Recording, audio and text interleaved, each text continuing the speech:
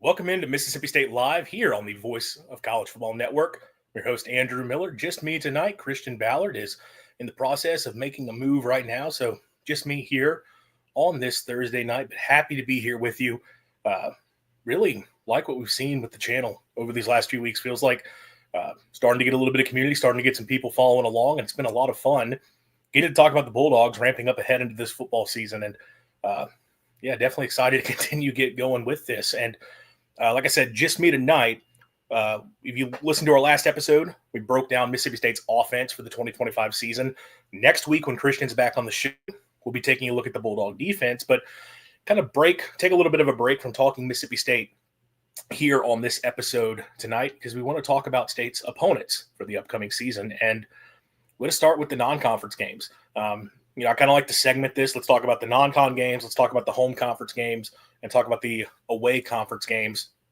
And it kind of works out that the non-conference games are also the first 4 games of the season, which I don't know. Maybe we change up our plan and go like chronologically through the rest of the year. It really doesn't matter one way or another for to me, but it kind of works out. First 4 games of the season are all non-conference games. And that's what we're going to talk about today. And these are really 4 very important games for the Bulldogs. Again, you start the season with these 4 games, and these are games that are really going to set the tone. You have a season opener that is critical. We talked about it the last time I did a solo show, how this is a game in Hattiesburg against Southern Miss that Mississippi State has to win. There's really no getting around it. That is one of the 5 most important games that they're going to play this coming season, in my opinion, because of what it does for the season as a whole, depending on the outcome of that game and just setting a mood. The Arizona State game in week 2, I think that's one of the biggest games of the year, if not the biggest game of the year, because of what that game could mean for State as a launching point, not just for this season, but really for the program as a whole. And, you talk about Alcorn State, that game sort of is what it is, but then Northern Illinois to close out the non-conference slate. This is a strong Northern Illinois program that went last year and beat Notre Dame, the national runner-up. They went on the road and won that game.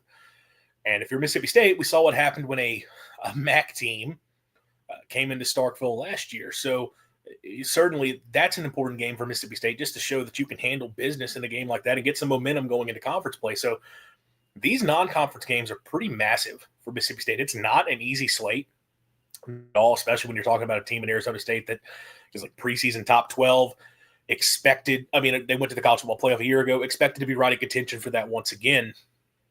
It's going to be difficult to contend with. You got the road game to open up the year. This is a tough slate, but these are very important games. If Jeff Lebby and the Bulldogs are going to take a real step forward this season, they really need to handle business in these games.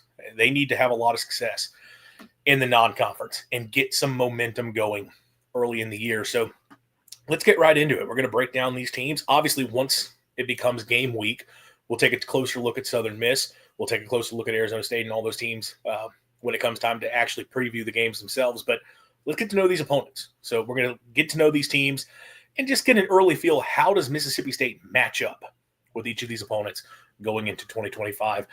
And to start off, we got to talk about that season opener down in Hattiesburg against the Southern Miss Golden Eagles, a Southern Miss program that never really got off the mat under Will Hall, which was kind of odd for them, given the expectations I think that were there when he was hired. That's a guy that everyone sort of expected.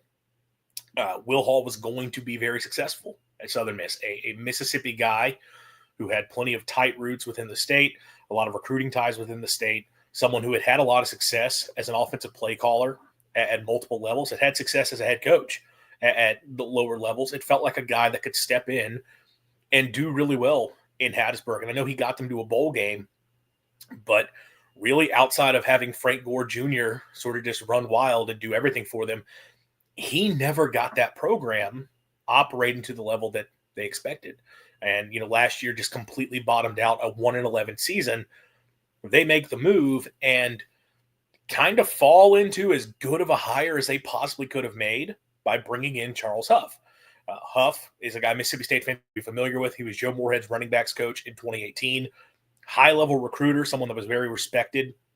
He goes to Alabama. And I think from Alabama, he gets the Marshall job. He might have had another stop in between, but sort of a riser in the coaching industry, goes to Marshall and his time there was sort of up and down. He had success, but I don't think it was the type of success that Marshall and that fan base expects from that program, even though he was doing pretty well at it. There was kind of a lot of butting heads in terms of the support that he was getting there versus what Marshall felt like he should have been able to have achieved. And it kind of reached a point going into this season. It was sort of set, not this season, going into last season. No one expected that marriage to last beyond the 2024 season, which is very funny because Marshall ended up winning the Sun Belt. They ended up being a 10-win team and having a huge year and again, breaking through and winning a good Sun Belt conference. And, normally, you can't call it a poach for Southern Miss. They would not, under normal circumstances, have been able to go out and hire a conference-winning coach from a team that's within their conference, a program that has been more successful within their conference. Normally, you would not be able to go out and do that at Southern Miss. They did it, though, because Charles Huff and Marshall were ready to say goodbye to each other forever. They were kind of sick of each other. So if you're Southern Miss, again, you make us hire that's as good as you possibly could have asked for, and a really good coach in Charles Huff. And the even bigger part of this is basically his entire roster comes with him. That's kind of the crazy thing here is we're talking about the vast majority of big-time contributors on that Sun Belt champion team a year ago. They're in Hattiesburg now. And now, look, there are some guys like Mike Green, who was that big-time edge rusher they had. I think the top receiver is gone. A few other guys on defense. It's not like they brought literally everyone, but a lot of contributors and a lot of really good players are now in Hattiesburg, and it allowed them to flip a roster that was in rough shape in the span of just one offseason. And you look at Southern Miss, and it feels like that's a team with what's the overhaul there.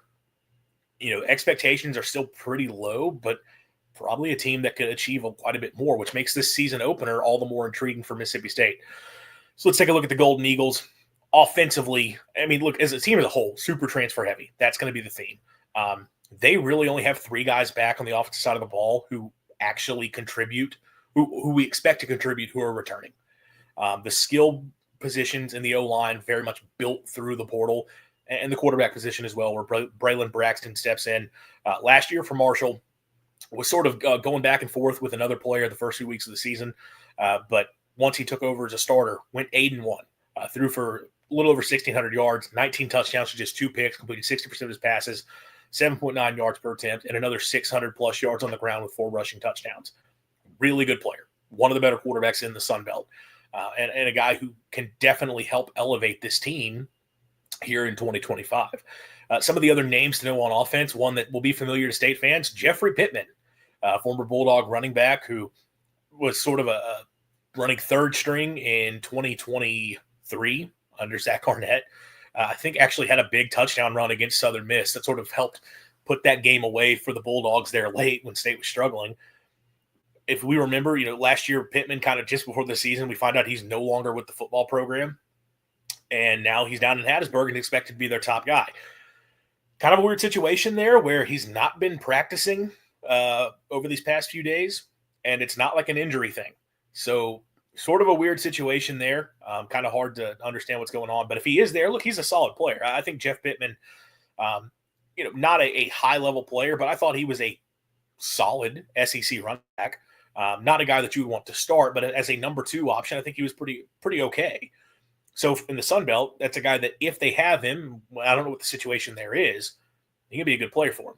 They also have Matt Jones from Ole Miss, who was one of the running backs for the Rebels last year that Ole Miss fans couldn't understand was getting touches, while Ulysses Bentley was not getting touches. So a couple SEC transfers from in their own state. They've also brought a Utah State transfer who's familiar, obviously, with new offensive coordinator Blake Anderson, who steps in, which, what they're going to do offensively might be kind of similar to what Mississippi State's doing. Utah State, under Blake Anderson, sort of started running Briles, veer and shoot stuff a couple years ago. Mississippi State's running backs coach, Anthony Tucker, went there as offensive coordinator and kind of installed that system. So he might be bringing some of that philosophy to Southern Miss, which sort of make that interesting for a week 1 matchup. But, Blake Anderson sort of has done his own thing offensively throughout his career as well. But they have some talented running backs there. And the receiving corps brought over a bunch of guys from Marshall. One of the more impressive ones, Carl Chester, last year, 342 yards, 3 touchdowns, over 17 yards a catch. So, not high volume in terms of production, but a guy that was a big play receiver for Marshall a year ago. Tight end Kyron Heath, that's one of the few returners on this team that they have high expectations for, sort of a pass catcher, guy that they like quite a bit. So there's actually some decent weapons on this team. Up front, only one offensive line starter comes back, and it's a guy who may not even start for them. So this could be 5 starting transfers for Southern Miss. A lot of guys who have played a lot of football. A lot of guys who've done it at lower levels, but also and haven't been together. So it's kind of one of those questions like, how is that going to translate? These are guys who have been starting offensive linemen at their previous stops. How is that going to translate stepping into Hattiesburg? So that's kind of one of the big questions for them offensively is that offensive line. Over on the defense, again, we're talking very transfer heavy, and this is a case of it's basically the Marshall defense is sort of who you're bringing over. And that was a Marshall defense that was solid last year. We're going to blow you away in terms of points per game and yards per game. Although, I mean, points per game wise, I think it was around 22 a game, which in this day and age is perfectly fine. But, they gave up some yards at times, but they could create a lot of big plays. Had a lot of did really well with pass rush, did really well with forcing turnovers. So that's going to kind of be the theme for the Southern Miss defense and the mentality they're going to try to bring in. One of the guys to know, Bradarius Lewis at defensive tackle. This is a guy who's a returner for Southern Miss. Last year led the team with 4 sacks. Probably going to be one of those sort of guys anchoring them up front once again. Cornerback Josh Munton, who's a Marshall transfer, 5 picks a year ago for Marshall. So a guy who's got some ball hawk skills for him. Nickel Ian Foster. I think in Phil Still's preview, Charles Huff said he's the best player on the team. 48 tackles, 5 tackles for loss, 4 passes broken up last season for Marshall. And he's also a very good kick returner. So you'll probably see him involved in that way. And then another guy they're interested in, linebacker Michael Montgomery, who was an FCS freshman All-American for Portland State with 80 tackles and 2.5 sacks a season ago. Kind of the theme for this team is I think the secondary could be strong, and the front 7 is undoubtedly improved. They've brought in a lot of guys that they think could be disruptors. I will say, just kind of looking at the depth chart and going through the roster, size may not be a huge thing for them, which, again, we're talking about a Sun Belt team. And I'm not saying that taking a shot at Southern Miss. It's just G5 teams obviously not going to have the same size in the trenches as an SEC team did. And we talk about Mississippi State bulking up their offensive line. I think Southern Miss has some talented defensive linemen, guys who could be some disruptors. I'm curious to see how State's able to handle them up front and if you can sort of just win the battle of physicality, which you should. Biggest strength, when we talk about the Golden Eagles, I mean, it's quarterback. Braylon Braxton is a very good player. Dynamic in the run game, someone who can hit big plays down the field in the passing game.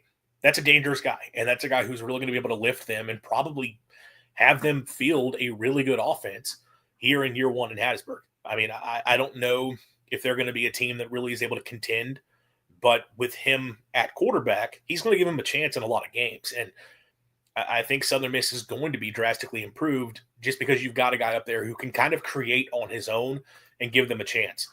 If you're looking at a weakness, it's portaling the trenches, which is just the same goes for Mississippi State. And anytime you do that, it's going to be a big question. We saw that last year for State, specifically with the offensive line. They portaled offensive line, and it just didn't come together the way you wanted.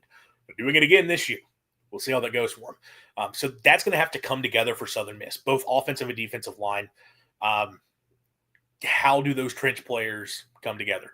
If those groups end up being solid units when it's all said and done, then I would buy Southern Miss as a team that could really make some noise in the Sun Belt and potentially contend, which is crazy when you're talking about a 1-11 team a year ago, but a very unique situation that's kind of allowed this thing to potentially be a big turnaround. Not to get too far ahead because it's still a lot that has to happen there, but they brought in some nice pieces and they're hoping they can break out. In terms of the matchup for Mississippi State, when I talk about State's defense, which of course is where everyone's going to be paying a lot of attention, I will say that dealing with Braxton and some of the pretty talented pass catchers, those are going to be big tests early for State. How are they able to get pressure on Braylon Braxton and get him to the ground and not just let him scramble and make plays with his legs? Are their corners on the outside going to be able to hold up? Southern Miss has a few receivers who've got some size to them and have some speed on the outside. So they're going to try to hit big plays downfield in the passing game. That's going to be a test when we talk about State's cornerback room where we have all of these questions. Reese, wait, I just showed up. Can you start over? Sorry, Reese, I cannot. That's definitely going to be a big question for them with State's corners and how you can match up. So that's a good early test. I kind of look at this as a game where, Southern Miss might hit a few big plays on State's defense. And if that happens, you just cannot let it continue to spiral because they do have some talented pieces on that offense. In terms of the Southern Miss defense against the Bulldog offense, I'm going to be honest. I feel like State should be able to thrive. I know this is a much improved unit for Southern. And look, if State's offensive line is struggling to come together early in the season, that could be a problem for sure. Because we have talked about guys like Zach Owens and Blake Steen that weren't here for the spring, you're potentially starting them. Steen, I think at this point, you can lock him in. He's going to be a starter. Owens is sort of one of the other guys you're sort of wondering about. How do those guys step in early in the season? And this is going to be an early game where you're hoping that they hold up. Now, I don't think Southern Miss's defensive front is particularly imposing from a physicality standpoint. So if you're State and you've made all of this big sort of emphasis on getting bigger and bulking up the trenches and being more physical on the ground, I think you should be able to win that battle in the trenches. And if you can do that, I think that sets everything else up. Southern does have some talented pieces in the secondary, but I think State can sort of out physical them there. I think guys like Jordan Mosley and Aiden Williams, I think, can sort of have success on the outside. I also think a guy like Brennan Thompson can just sort of get deep behind literally anyone.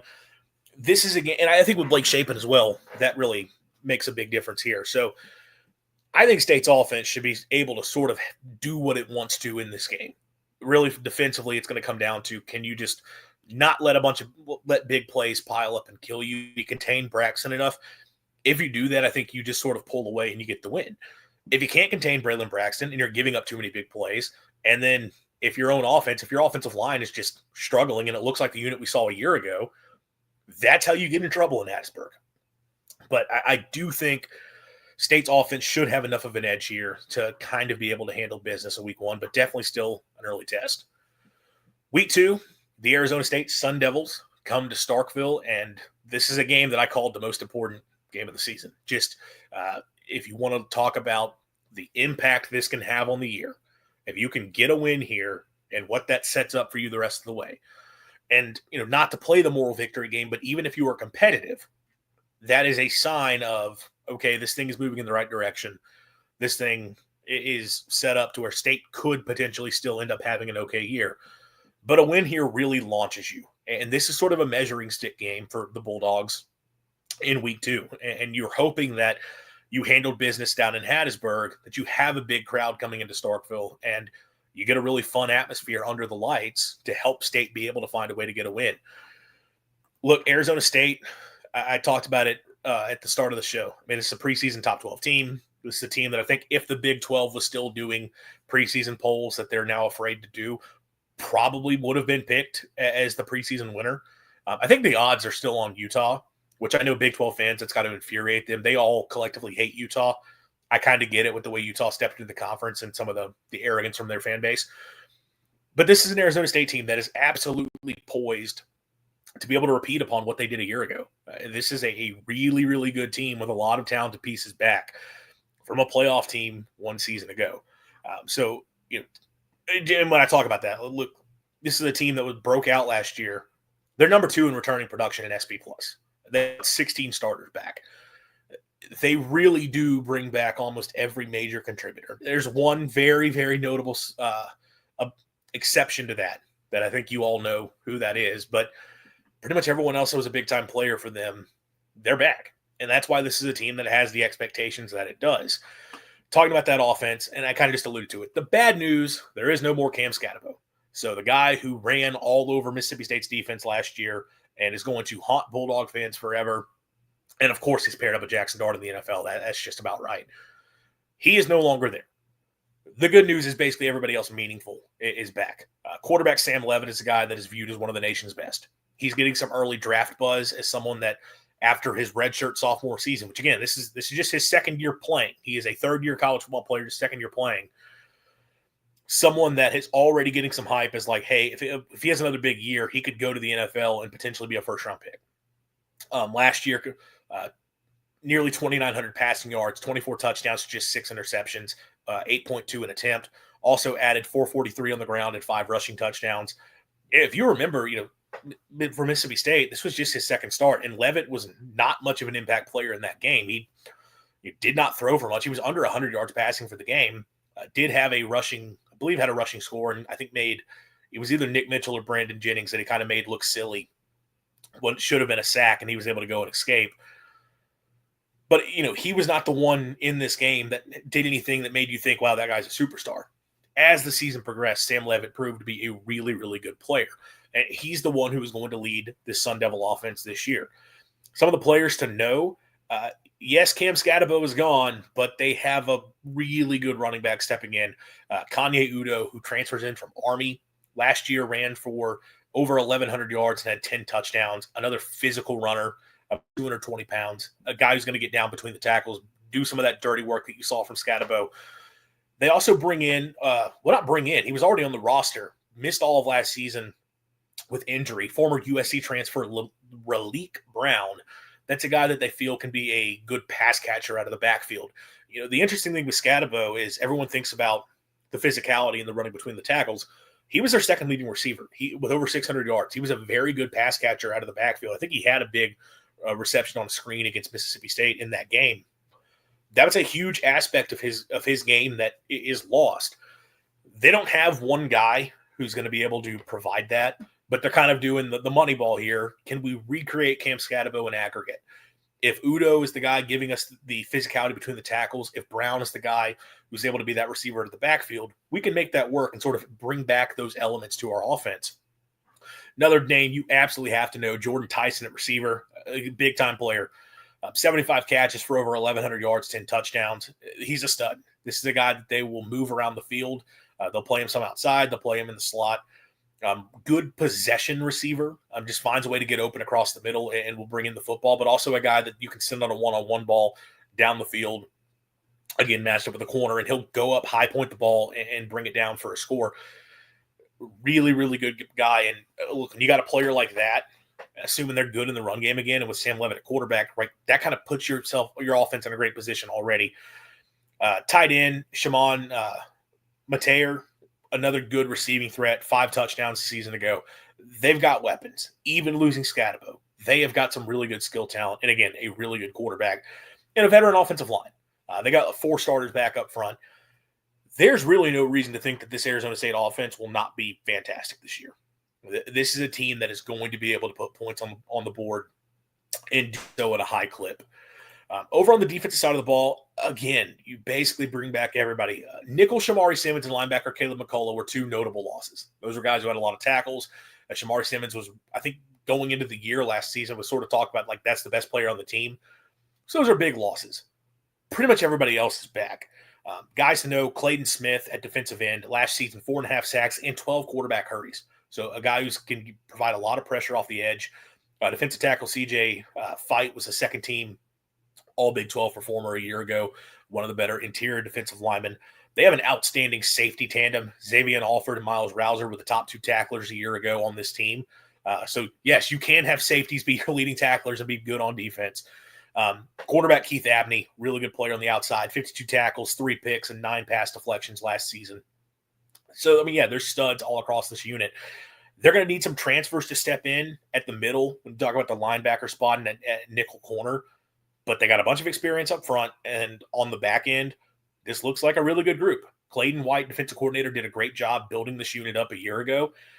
And, they're probably going to be even better this year with all the experience that they have back. And that's the biggest strength. It's the fact they've got that much experience on the defensive side of the ball. You've got good players who played well a year ago that are all back. They can build off of that. And that's true for the team as a whole. But you talk about the defense, that is the biggest strength. And it's the biggest strength for our offense as well. They have so much experience from a playoff team. And that's going to make them be really good. The biggest weakness, I wouldn't say there's anything major, but I kind of brushed over the loss of Scatabo as like that's not the biggest thing in the world. When you do have a guy that's dynamic, you do question how is it going to affect them. Presumably, you're going to be talking about Sam Leavitt taking a step forward and being able to sort of handle more of his own when it comes to running the offense. You look at the pass catchers they have, the running backs they have stepping in should be able to provide enough in the ground game, and Leavitt's a good runner as well, that you're not too worried about losing him. But you did have that safety valve last year of, if we need to, we can hand the ball off to Cam Scatabo. if we need to, we can throw him the football and he will find a way to go forward and get yardage. Like when in doubt, that was who was getting the football. Do they have that guy this year? We don't know. And are they going to be able to find someone who establishes himself that way? And how do they function without him? The other thing, if I were to look at it as a potential weakness, D-line for as experienced as it is, and I know I talked about Clayton Smith and CJ Fight as good players, and they are. They weren't necessarily dominant a year ago. Teams were able to get some push on them. They actually didn't have a ton of pass rush overall. As I mentioned, Clayton Smith had 12 quarterback hurries and only 4.5 sacks. So like they had some guys who could occasionally get pressure but couldn't always get home. With as much experience as they have back, you're probably going to see that group take a step forward. But it's not like we're talking about a defensive line that was just dominant. It was sort of a solid group with a solid defense as a whole who were well coached and just found ways to make plays and step up when they needed to. So you do kind of wonder if they're not those super dominant up front, if that's kind of the case again, could Mississippi State find a way to have some success there? I don't know. But that's if I were to point to something to kind of nitpick is what can Mississippi State take advantage of, that's a place you would look. In terms of the matchup, getting into that, I think State's going to have a really hard time slowing down this offense. I think State defensively will be better this year. They are undoubtedly more talented. And I know a lot of people will say, like, hey, if we just loaded the box last year, you would have won. Maybe. But I think this is an Arizona State offense that's going to be a little bit too dynamic to just say, hey, take away this one guy and you're going to be able to have success. They've got a lot of talent across the board. And while I do think State's better this season compared to where they were a year ago, I don't think State's ready to really slow down an offense that's as dynamic as what Arizona State has. I have a hard time seeing them being able to do that at this point. Even playing at home with the home field advantage and the cowbells going, I just think they're going to have a hard time. So that puts a lot of pressure on the Bulldog offense. And that's kind of your hope. You have to hope that offensive line, you have improved enough to hold up against a defensive line for Arizona State that, like I said, was good, but wasn't a dominant unit despite some of the excitement around the players there. Are you improved enough up front that, unlike, compared to last year, you're able to run the football? You're able to protect Blake Shapen. When State protected Shapen last year, they had some success in this game moving the football. They never really got the ground game going, but they at least found ways to make stuff happen in the passing game. If you get stuff going on the ground, that helps you out even more. If you're State, you're hoping you are improved enough offensively that you can get this thing into a shootout and just find a way to pull out a win. That's how State's going to have to win this game. I don't see State being able to win a slugfest or even a moderately scoring game. I think State, you're probably talking about having to put 40 on the board to be able to pull out a win against Arizona State. But with the excitement I have around this offense, I wouldn't just completely rule that out. I do think State is going to have a chance to be able to do that this year.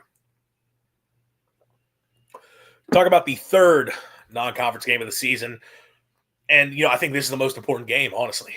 This is the one where we really have to break down and get deep into Alcorn State. I mean, nothing is going to be more challenging than the Alcorn State Braves coming to Starkville. Obviously, I'm being sarcastic. No offense to the Braves. That is a good FCS program and has been for many years, although they kind of did take a dip last season. I'm not going to spend much time here. Just real quick to talk about them. 6-6 a year ago. It was 5-3 in league play. It was a disappointing season because they had high expectations going in. Offensively, built very much around the run game because they could not throw it at all. Their passing game was abysmal a season ago. They do return a first-team All-SWAC running back in Jacorian Sewell and a first-team offensive lineman. So this is a team that will probably run the ball decently well for a SWAC team. There's a quarterback battle in place. I don't know who's going to start, but the guys who are there can run. So you know what this team's going to be able to do on offense. Defense was bad last year. They were really, really bad on that side of the ball. From what I could tell, they think they've added a lot of talent. They do have a first-team All-SWAC linebacker coming back in Stamari and Edwards. But let's be real here. We're talking about Alcorn State. And, again, not to disrespect the HBCU programs within our state, and it's good that State plays these games.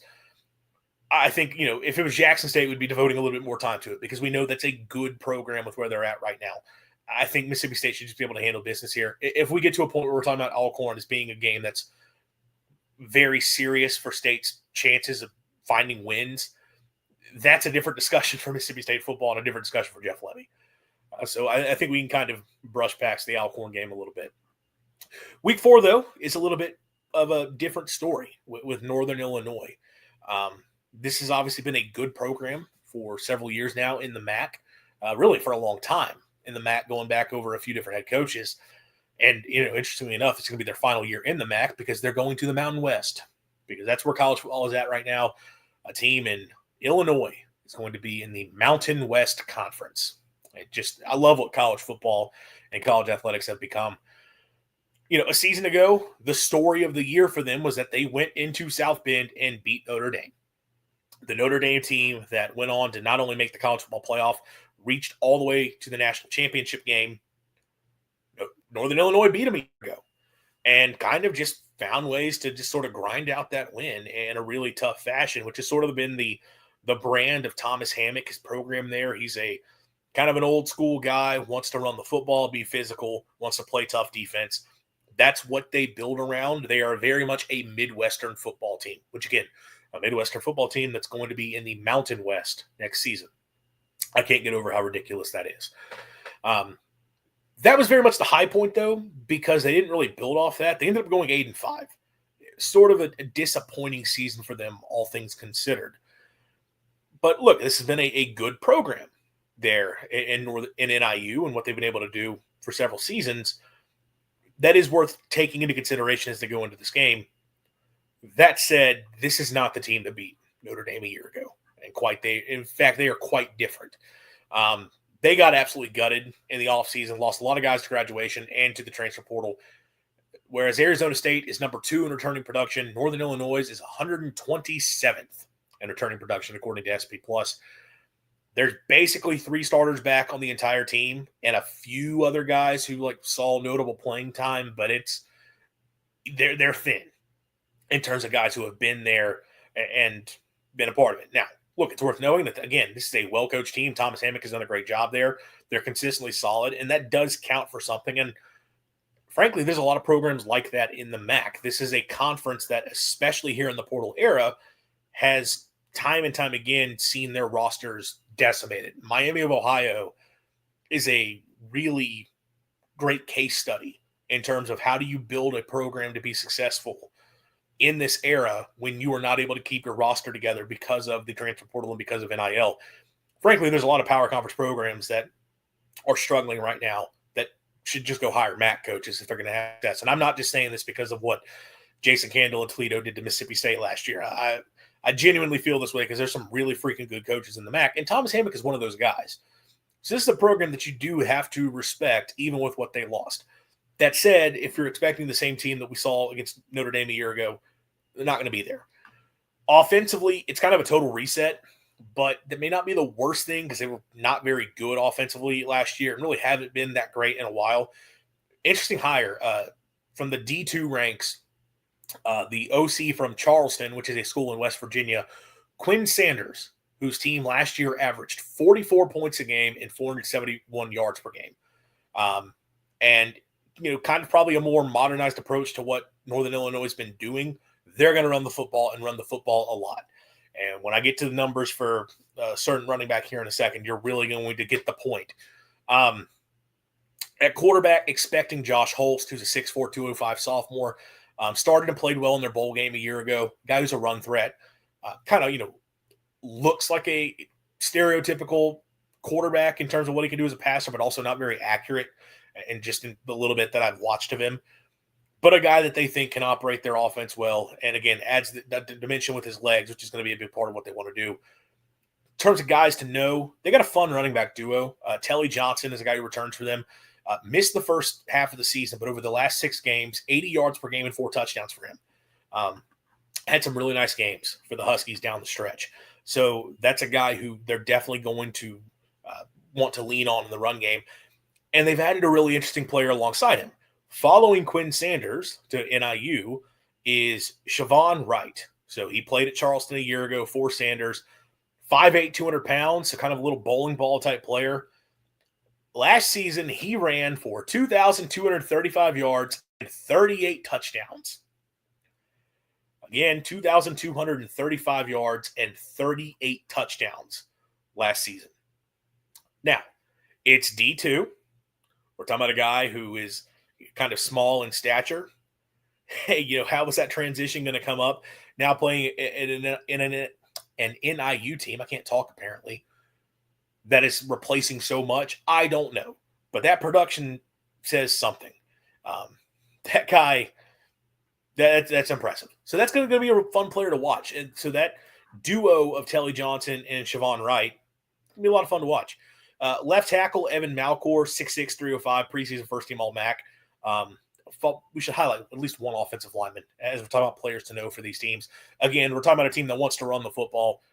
Offensive line, running back, those are going to be the guys you want to focus on. They're going to need him to be an anchor, though, with what they lost. Very inexperienced on the line outside of Malcor, without clear pieces stepping in. They kind of brought in a lot of offensive linemen who just haven't played a ton of football, and some guys coming from lower levels as well. So it's sort of like, what are you banking on there? Now, this is a program that pretty consistently runs the ball well. They pretty consistently play good up front along the offensive line. I tend to think they will find a way to figure it out. But in terms of having road graders up front, that could be a big question for them. Overhauled the receiver room, but they actually like their transfers and the young guys to be guys who could improve them. Receiver stats were not super impressive for them a season ago. Not a lot of guys with a ton of production. One of the more productive players was Cam Thompson, who's now in Starkville. They actually think they might be better at receiver this year. So it is worth noting, like, if they are truly better at receiver and they've got the guys they do at running back, if O-line can be solid, and then Holst just plays decently as a quarterback, this could actually be an improved offense to where they were the last few seasons, which will help them out a ton. They're going to need that offense to be improved, though, because defensively, probably taking a step back. This has been a team that's been good for several years, but they're losing a lot, and they lost a really good DC. He ends up going to Fresno State. And the guy that they brought in, I'm blanking on his name, but he comes over from Arkansas State, where in 4 years was just never that particularly good there, which I don't know, coach for Butch Jones, how much blame can I put on him? But at the same time, the stats do not suggest that this is a guy who's had a ton of success, but he does come from a good lineage of coaches, and Mark D'Antonio and Pat Narduzzi on the defensive side of the ball. But again, what is he working with? They're banking on a bunch of small school transfers to step in. Like, they are looking at guys from FCS, from D2 to step in and be big-time contributors for him. And that's just, I think, asking a lot. Now, they have a few guys back, notable. Defensive end Roy Williams last year, 6.5 sacks. He was a second-team All-MAC performer. Defensive tackle Jelani Williams, solid starter.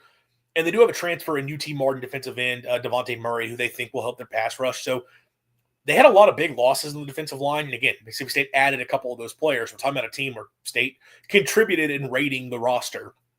But they might actually be solid, but they do kind of lack size. That's sort of another one of those things, like I talked about with Southern Miss. And I know we're talking about a MAC team and a Sun Belt team, and Southern in that matter, compared to an SEC team, but that does have to factor in when we talk about the matchup. I do think they kind of lack size, but could be okay up front. Quarterback Jacob Finley last year was a part-time starter, had 8 pass deflections and an interception. So, look, they have a number one corner, and they might have an okay defensive line. That's a starting point. But as I kind of mentioned, there's so many guys. They do have a few linebackers they're excited about. So, again, you have a starting point. The lack of experience, though, is real concerning. And the transfers up have to make significant leaps. And a lot of them are just not guys that you look at their production from a year ago and think, oh, those guys are going to be absolute superstars. The biggest strength will be the run game, assuming they can make offensive line work. Again, like what they have at running back, they should be able to run the ball with the quarterback as well. They've got a play caller who wants to be able to run the football a lot. If they've got decent blocking up front, they're going to be able to run the football and have a competent offense because of it. The weakness is just they are super inexperienced and simply have too many players not ready for this level, in my opinion, particularly on defense. You're just banking on a lot of guys to make a transition up, and I think that is asking a little bit too much when you talk about this team. So I think we're probably talking about an NIU team that takes a step back this year. Do I think they're going to be terrible? No. Do I think there will be a competent team within the MAC? Yes. And again, if you're Mississippi State, though, you're not facing the team that went into South Bend and won last season. So in terms of that matchup, assuming State's defensive line has improved as much as it should be, even considering the run game that they have, you think State should be able to sort of win that battle up front in the trenches. I don't think their passing game scares me. Even if they like their receivers better, I'm not really worried about those guys, nor am I worried about their quarterback as a passing threat. If you stop their run game, you're probably stopping their offense. I think State should be improved enough offensively to handle their defensive line, and I just don't see anybody on this team that's going to be able to deal with State's receivers. This might actually be a game that, let's say NIU's defensive line is good and State's offensive line is problematic, which could happen. I think State's receiver talent is just going to be too much for the guys that NIU has trotting out there. State should be able to sort of just make it happen offensively. If they have to just take a bunch of shots down the field, probably can. Just, again, unless a lot of these guys break through that they're bringing in as lower-level players. I will say the positioning of this game makes it iffy. You are coming off an FCS game, so you're not really worried about a letdown, but you are worried about a look ahead because you have Tennessee the next week. And that's such a massive game. Whether you beat Arizona State or not, that Tennessee game is huge. That said, if you're Mississippi State, should you be worrying about a letdown game at all when you got blown out at home by Toledo a year ago? And this is a team that, while they may not be the same, it's the same program that went and beat Notre Dame a year ago. You should not have to worry about getting up for this game. You do always have to take that into account, though. So that's kind of the one thing that holds you up a little bit. But again, I think matchup-wise, Mississippi State should be able to handle this pretty well. Shout out to my co-host, Ballard Sports. He's in the comments. Made it back to Florida safely. Back next week. And yeah, hit the thumbs up. Thanks for the comment, Christian. Glad you're here. Yeah, give me that like. Give me that like. That's great. No, yeah, for sure. Hit the like. Definitely share. We want to continue growing this channel. Really appreciate that. What's up, Bulldog Nation from Jackson Johnson? Nothing much. We're just talking about State's non-conference opponents, kind of wrapping up here. To close out, I just do want to say, okay, what is the expectation for these games? What does Mississippi State have to do in this stretch of the season if they're going to be successful? I think it's cut and dry. It's 3-1. If you lose to Arizona State, fine. I know that's a game that is huge for the season, but considering the quality of that opponent coming into this year, I can't get upset if you take a loss to the Sun Devils. You have to win the other three. There's no getting around it, winning the other three. If you want to make a bowl, you probably have to go 4-0, but I guess there could be a path if you were 3-1 in these games. But if you're going to show that this program has improved and taken a step forward, it has to be step one to that is, okay, we're not just going to beat up on FCS teams and an FCS equivalent when you talk about UMass, who should just be playing in the FCS, because that's all State was able to do last season, was dealing with those two teams. Southern Miss and Northern Illinois, you have to handle business. You just have to win those games and win them comfortably. Look like an SEC team should look in those matchups. That is step number one of showing this program has taken a step forward. So 3-1 is the bare minimum. If you take multiple losses in the non-conference, I think we're once again talking about a really, really rough season for Mississippi State, and Jeff Lebby is firmly on the hot seat at that point. You've got to find a way to go 3-1. You go 4-0, fantastic. You're setting yourself up going into that Tennessee game where that's maybe a ranked matchup. I don't know if State would get into the top 25. Oh, no. If State beats Arizona State and it's 4-0, I think State's ranked. So you're talking about a top 25 matchup in Starkville against Tennessee. If you are 4-0, that'd be absolutely huge. But and just set you up, you would think, okay, we're going to a bowl game, but we're also probably going to end up having a pretty nice year, all things considered. 3-1, though, is sort of that baseline. We got to be able to find a way to get to 3-1 and be able to build off of that. Jax, tell your friends and family and the cashiers of Publix about the magic Andrew and Ballard bring you on Bulldogs Live, all right here on Mississippi State, the voice of college football. Stay tuned. Appreciate that. And, yeah, absolutely. Continue to spread the channel. This was a lot of fun today, and it's been a lot of fun going on with Christian and breaking down the Bulldogs as we get into the season. Talking about the non-conference slate and just what State could be able to do in these games. I love this stuff in the preseason, really getting to break down opponents. But we're going to have more of this. So kind of the plan, again, next week we'll be back talking about the Bulldog defense, and then we'll talk about State's. Either we'll do the next 4 games or maybe we'll do the SEC home or away games. Haven't fully decided what we're going to do for that other show talking about opponents, but some good content coming your way next week. If you are looking for our breakdown of the top 5 most important games. That video is on our channel. We also have videos breaking down the Bulldog offense and a couple positional videos out. Going to get some more out. Really a lot of fun content for you guys talking about the Bulldogs as we get ready for the 2025 season.